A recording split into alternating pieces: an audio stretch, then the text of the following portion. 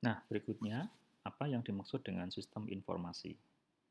By definition, bisa dibaca di sisi sebelah kanan itu bahwa sistem informasi merupakan kumpulan dari sejumlah elemen, di mana elemen tersebut bukan elemen yang terpisah, melainkan elemen yang saling berkaitan, yang nantinya melakukan aktivitas ini. Menerima masukan, menjalankan proses, kemudian melakukan penyimpanan data, melakukan diseminasi data atau penyebar luasan data, kemudian memungkinkan proses feedback dilakukan. Jadi konsepnya sama, hanya penekanannya di sini sistem informasi berarti yang dikelola adalah data atau informasi. Nah, sebagai contoh ini misalnya dashboard tampilan terkait dengan produksi sebuah produk.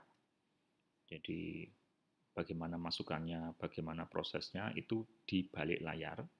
Kemudian kita melihat di sini, kita bisa memantau keadaan yang sebenarnya. Misalnya hari ini produksi kita berapa, besok ditargetkan produksi kita berapa. Ya, kemudian kita bisa melihat perbedaan masing-masing produk ini. Kemudian juga diperhatikan ada sejumlah indikator warna, ya setidaknya ini merupakan bagian dari sistem untuk melakukan kontrol terhadap operasi. Ya, contoh mungkin yang sederhana, tersedia 226 truk, ya. Namun yang ready itu hanya 38%. Nah, diberi warna merah supaya mendapatkan perhatian bahwa ada something wrong dengan isu di truk ini. Nah, saya kurang tahu apa, tapi paling tidak warna-warna yang berbeda-beda seperti ini merupakan bagian dari fungsi sistem supaya bisa melakukan tindakan feedback. Dengan melihat seperti ini, maka tentunya ada sesuatu yang salah, maka sistem perlu diperbaiki. Oke. Nah, sistem sendiri yang kita lihat di sini merupakan bentuk-bentuk kerja sistem yang berbasis komputer. Nah, saat ini bisa kita pahami, kita memiliki dua jenis sistem informasi, yakni Manual Information System serta Computer Based Information System atau sering disingkat dengan CPIS. Sistem manual merupakan sistem di mana proses recordingnya, pemrosesannya, kemudian pembentukan menjadi informasi dan sebagainya itu dilakukan hanya mengandalkan kemampuan fisik, ya, dari manusia, tanpa adanya tool. Kalaupun misalnya ada tool, tentunya adalah perangkat-perangkat tool yang masih bersifat mekanis, bukan elektrik.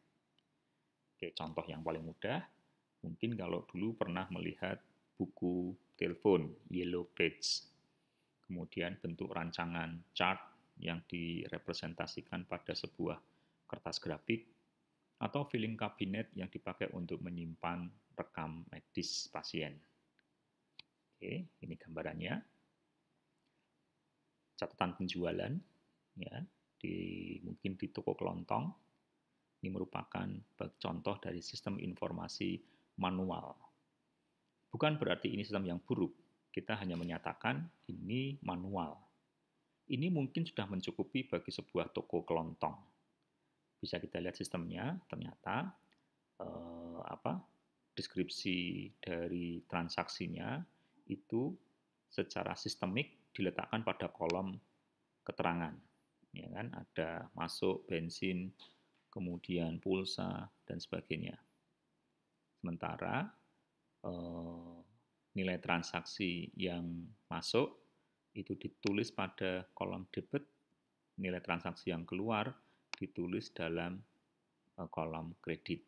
Inilah sistem. Jadi ada proses, ada aturan, di mana ada proses manipulasi di saldo, di mana debit akan dikurangi dengan pengeluaran, dihasilkan nilai saldo terakhir. Oke, tidak ada yang salah dengan sistem ini.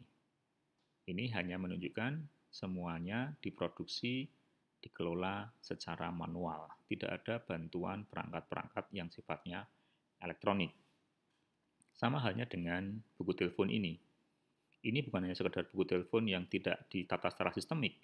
Ini sistem informasi manual, di mana informasi ditata dengan memberikan dampak atau efek tebal, kemudian ada gambar, kemudian juga ada tebal keseluruhan atau tebal sebagian, bahkan ada juga kalau mungkin masih nyimpen, ini ada bagian informasi yang di-blocking supaya bisa mendapatkan perhatian lebih dari para pencari informasi nomor telepon.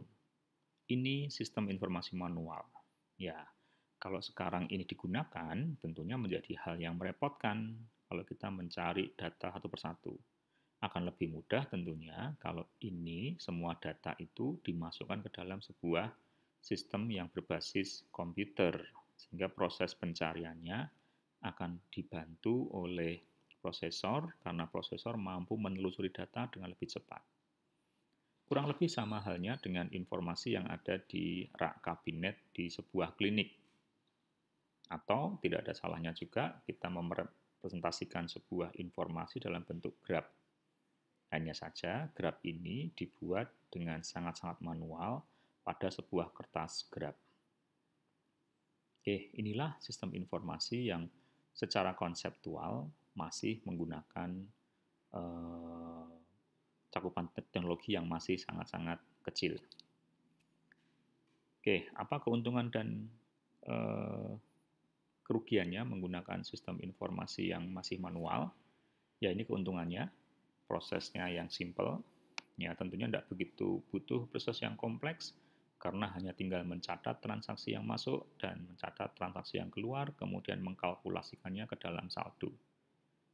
Ketika pemadaman listrik, tidak jadi masalah bagi dia, karena sistem informasi tidak bergantung kepada daya listrik. Mudah melakukan koreksi. Kenapa demikian? Ya, tinggal dicari, dihapus, dicoret, masukkan lagi. Dan murah untuk proses penyiapannya. Tinggal ambil kertas, tulis, selesai. Tidak perlu ada instalasi hardware-nya, tidak perlu ada instalasi software-nya, tidak perlu ada instalasi jaringannya. Namun demikian, disadvantage atau kerugiannya, ya saya pikir juga berbanding lurus lah. Kecepatan prosesnya ya tentunya lambat. Coba bayangkan saja, kalian mencari nomor telepon saya pada sebuah buku telepon. Maka perlu kalian lakukan satu persatu screening, mencari Avandi. Mungkin nunggu sampai 20 atau 30 halaman. Mungkin sekota Semarang ini yang punya nama Avandi bisa seabrek. Nah, itu perlu proses pengolahan yang cukup lama, pencarian cukup lama, pengolahannya juga repot, dan sebagainya. Dan sistem saling terpisah. Mungkin satu tadi buku penjualan, kemudian ketika pembelian dia menggunakan buku yang berbeda. Sehingga masing-masing sistem itu terpecah-pecah tentang perenang. Nah, kemudian rentan terhadap keamanan. Sudah, kalau bukunya hilang, ya sudah, wassalam. Catatan transaksi organisasinya dia itu tidak bisa didapatkan kopiannya. Nah, kemudian efisiensi penyimpanan data yang rendah. Ya, karena butuh effort yang besar. Mungkin kalau kita beli buku, kita butuh uang sekitar 10.000. Tapi hanya bisa mencatat sekitar ya mungkin 60 sampai 70 halaman. Tidak demikian halnya jika kita simpan dalam bentuk storage media. Kita beli hard disk atau kita beli SD card itu dengan harga mungkin hanya sekitar 150.000, bisa kita bandingkan seolah-olah besarannya itu melebihi mungkin 10.000 buku. Ya, jadi kalau kita ngomong efisiensi, lebih murah kalau kita menggunakan computer base. Ya, ini advantage dan disadvantage-nya. Kemudian inilah yang kemudian menjadi solusi lebih baiknya, yakni Computer Based Information System. CBIS merupakan infrastruktur teknologi dari organisasi yang meliputi hardware, software, basis data, network, people, dan prosedur yang dikonfigurasikan sedemikian juga untuk apa? Untuk collecting, manipulating, storing, kemudian processing informasi.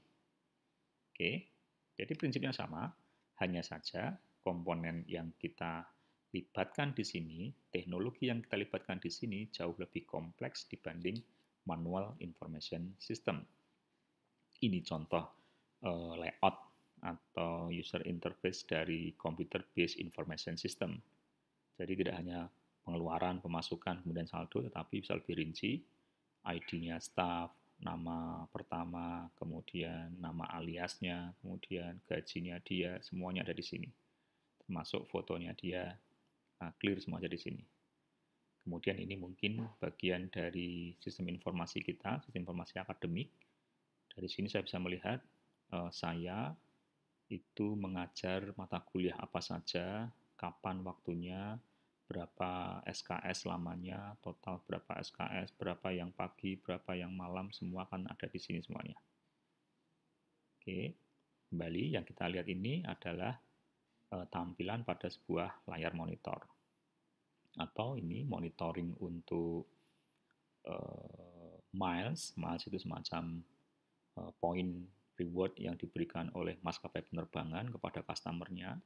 Jadi misalnya ada perjalanan dari Jeddah ke Abu Dhabi. Oh, itu mendapatkan hadiah 496 miles. Namun demikian, dari Abu Dhabi ke Jakarta mendapatkan hadiah 2053 mile. Ya, jadi ini total mile-nya yang diterima. Nah, ini merupakan rekod atau dokumentasi perjalanan seseorang yang menggunakan maskapai penerbangan tertentu. Jadi orang bisa melihat dengan cepat, memantau berapa ya bonus yang aku dapatkan dari tiap-tiap penerbangan. Oke. Nah, arti prosedur dalam computer based information system. Ya, prosedur diartikan sebagai langkah-langkah yang harus dilakukan ya untuk mencapai hasil akhir yang diinginkan. Misalnya memasukkan pesanan pelanggan. Tadi pada bagian tiket pendataan reward dari penumpang pesawat ini tentu harus diawali dengan apa? Diawali dengan data check-in terlebih dahulu, memasukkan data penumpang, kemudian memastikan penumpang sudah melunasi pembayarannya, kemudian mendapatkan laporan dan sebagainya. Nah, ini merupakan langkah-langkah yang harus dilakukan. Bukan berarti dikatakan CBIS atau computer based, nanti secara otomatis komputer akan mengolah. Tidak demikian. Komputer hanya akan mengolah menurut prosedur yang sudah ditentukan. Prosedur itu bukan merupakan inisiatif komputer, tetapi prosedur ini merupakan rancangan dari kita. Kalau kita ingin mendapatkan data informasi penjualan, maka pertama-tama perlu memasukkan pesanan pelanggan. Perlu memastikan faktur-faktur dari pemasok sudah dibayarkan. Kemudian bisa mengetahui berapa persediaan setiap harinya. Ini merupakan prosedur yang harus dikerjakan. Nah, penggunaan CBIS perlu tentunya menyiapkan sejumlah setting dan mengikuti banyak prosedur, termasuk untuk operatingnya, untuk maintenance-nya, bahkan sekarang sampai untuk urusan security-nya.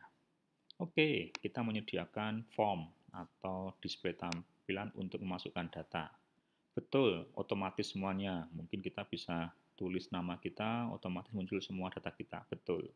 Namun kemudian perlu diketahui bahwa prosedur siapa yang boleh akses form ini. Nah, berarti kita bicara mengenai keamanan sistem. Oh, yang bisa akses form ini hanya orang-orang tertentu. User yang sudah memiliki akses tertentu. Oke, demikian ya. Nah, untuk advantage dan disadvantage-nya, kelebihan dan kekurangannya bisa dibaca. Keuntungannya tentunya adalah fleksibilitas dan skalabilitas. Jadi tidak hanya untuk satu fungsi, tetapi skalanya bisa lebih luas. Kemudian tingkat akurasinya tinggi kalau sebuah kalkulasi, karena kalkulasi itu disupport oleh mesin, bukan oleh otak manusia. Processing speed-nya, dan tentunya efektivitas biayanya. Nah, disadvantage-nya, Tidak setiap orang bisa menggunakan komputer dengan mudah, perlu literasi informasi dan literasi komputer. Tingkat kompleksitas dalam pembuatannya itu sangat-sangat tinggi. Ya, ada beberapa uh, isu juga, ini salah ketik, mengurangi kesempatan kerja. Karena beberapa fungsi dalam perusahaan mungkin sudah tidak diperlukan lagi karena sudah digantikan dengan keberadaan mesin. Dan yang terakhir, bergantung pada keberadaan daya listrik. Mengapa demikian? Ya, komputer merupakan perangkat elektronik yang tentunya hanya bisa bekerja setelah ada daya listrik yang masuk ke dalam sistem. Oke?